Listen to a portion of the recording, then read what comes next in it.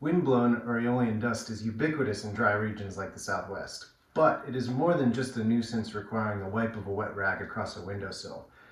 Where dust originates, gusty winds degrade ecosystems by removing nutrients and reducing the water-holding capacity of topsoil. Once in the air, dust can be hazardous to both air quality and visibility. Tiny dust particles can even alter the properties of clouds and affect Earth's energy budget. When deposited, dust can act as fertilizer, but on snow, however, it can accelerate spring melt, affecting our water resources. Now, you might be surprised that wind isn't the only factor that connects aeolian dust behavior and climate. Rainfall and temperature are climatologic variables that, among other things, influence the amount and type of vegetation, which variably stabilize soils and baffle winds. Rainfall patterns also affect erosion and the exposure of fresh sediment to the wind. We predict that aeolian dust will become an ever bigger part of our lives as our regions become warmer, drier, and more developed. But direct observations date back only a few decades, truly only a snapshot in geologic time. Are we missing some sort of long-term trend? Is a critical threshold fast approaching? Paleoclimatologists like myself like to say that the past is the key to the present.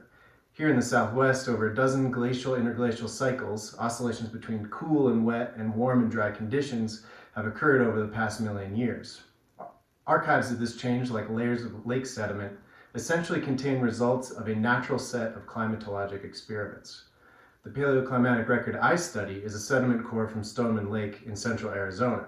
It spans the last 1.2 million years, and unlike most other climate records from the Southwest, it came from a lake that hasn't dried out during past interglacial periods, making it one of the longest and most continuous views of Southwestern climate.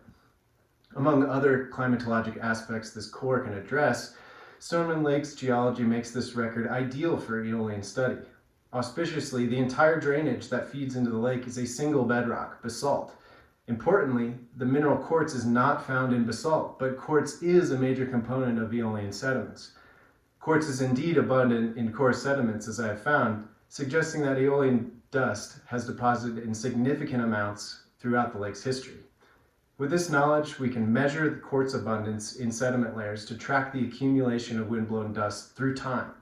Additional elemental and grain size analyses can track changes in the input of locally eroded versus aeolian material. Furthermore, we can probe the atomic structure of clay minerals with X-rays to interpret chemical weathering intensity and soil characteristics. Taken together, these data will address interrelationships among regional climate, weathering, erosion, and dust activity over at least the last 1 million years, an extensive and as of yet unresolved period in the Southwest geologic history.